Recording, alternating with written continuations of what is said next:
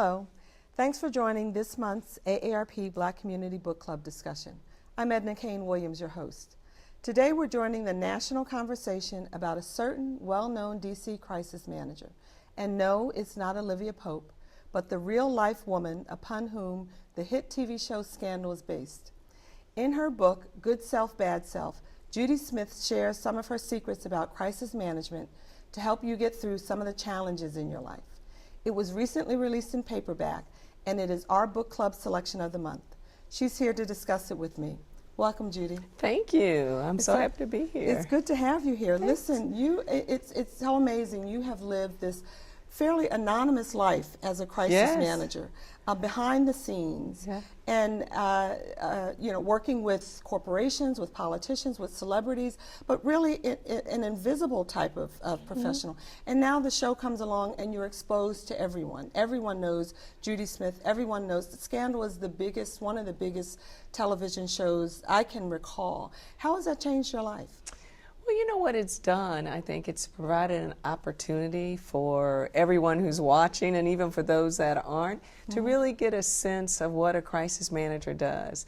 And that has been great because I've been doing it for 20 years, so people get to understand it a little more. So of course, awesome. people think that you are Olivia Pope. They do, and I have to quite often remind them that I didn't have sex with the president and that our investigators don't beat people to death to get information. But I think Shonda Rhimes has done a really good job, a good job at really dramatizing for television. Yeah. It's wonderful. Is it hard dealing with the publicity, or do you have your ways of maintaining your life and your sense of self? Oh, absolutely. The show has certainly made crisis management more visible, and has certainly made our firm more visible, and it's a blessing. It really is a blessing. There are worse problems to have, right? Yes, absolutely, absolutely. Well, let's talk a little bit about the book. Yeah. And I wanted to ask, did the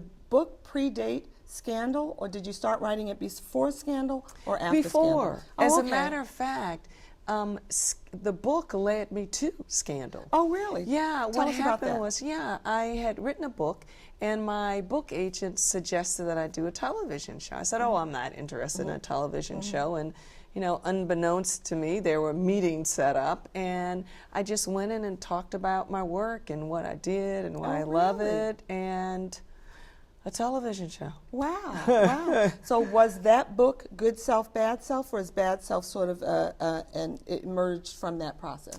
It started the conversation. It started the conversation, and in the meeting with Shonda, it was supposed to be, a 15-minute meeting. You know how we all do that. Right. Come in, Right. note, cut it off at 15 minutes, Right. and it ended up being, like an hour and a half. Really? Oh, so your meeting was with Shonda. Oh, that's that's exciting. Hour and a half, That's and exciting. I think we were barely in the parking lot, ready to get in the car, and got a call and said, "Love it. Want to do a show about it." That never happens. It doesn't. That's why That's things great. were meant to be. That's right. Yeah. That's right. So let's talk a little bit about the book itself. You talk about different personalities and different personality traits that really can lend themselves to creating crises or making crises. Are any one of those ego, ambition? Which is the one that you really try to steer people? I would have to say it's a deadly combination of ego, denial, and fear. Really? Yeah. Well, take, for example, we were speaking about this earlier, a case involving Edwards, who ran for the presidency. And when you think about it, the fact that he had an affair outside the marriage, if you would have come out early and said that, you would not have been in so many situations down the road, being indicted, a trial, denying that their child exists, and then coming back. And I think when you look at those decisions, clearly the things that drove it were ego, denial, and fear. Oh, absolutely. Absolutely. I really like that you encourage people to just own up.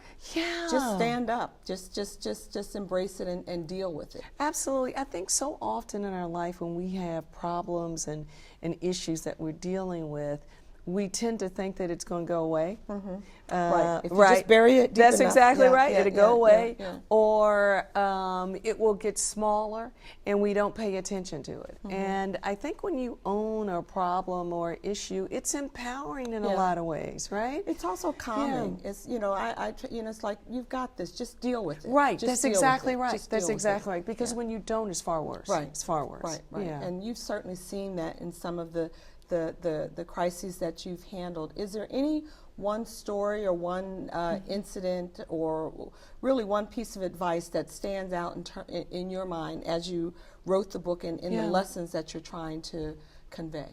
Well, I think there's so many, but I think one would be there is some power, a lot of power in telling the truth. I think that it is a tendency when there's a crisis or a problem to immediately make it out to be something that it's really not. And my mom used to have this saying that the truth always comes out. It does. So you should tell me now. You know, when I said, Mom, I'm around the corner playing, and I actually wasn't. And it does. It'd be much better for you if you just tell me now. That's right? exactly right. That's right. exactly right. So I think that's a valuable lesson. Right. Yeah. Is there anything about the TV show and what's happened in your life in the last couple of years that would change any of your advice? Or if you were to write a book today, would it be any different? I don't think so. Really? Yeah, I don't. I think the advice was really basic, solid advice. So no, I don't think it will change. Do you find yourself needing advice in terms of how to manage it all, how to handle it all? There must be so much going on in your life right now.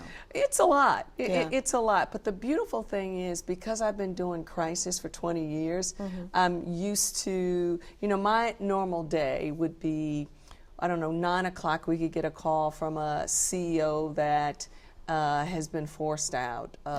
11 o'clock, it could be a call from a celebrity that's in trouble with drugs, and 11:45, it's an athlete involved in something, and that's like all before noon. Right.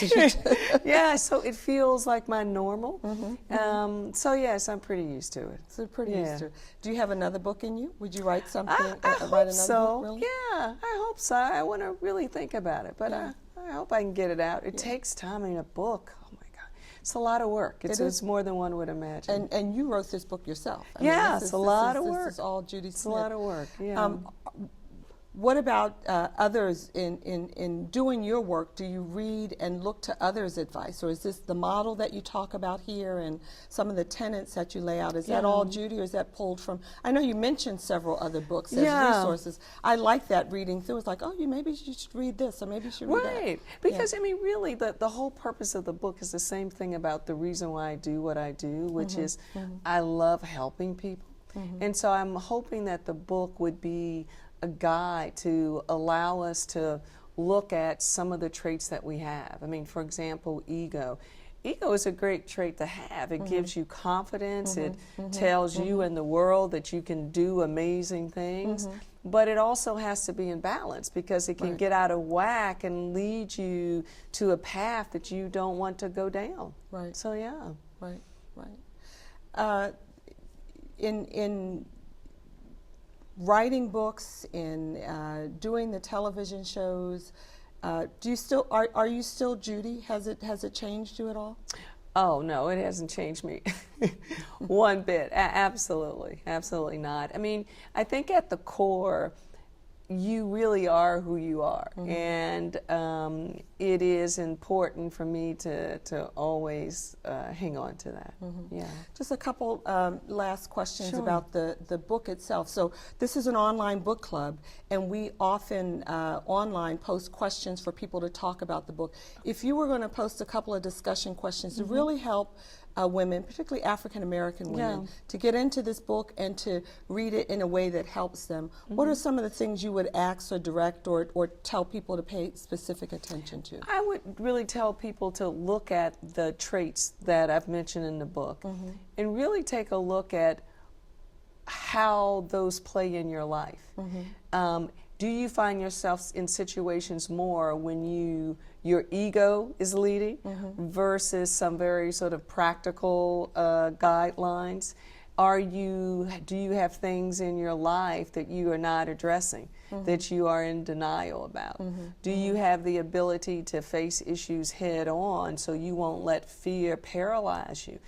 Fear is a very paralyzing thing, and I think that some people don't realize as well is that procrastination, which, you know, a lot of us sometimes procrastinate, it really can become a low grade of fear. Yeah. And you have to watch that. Yeah. You have to watch that. Yeah.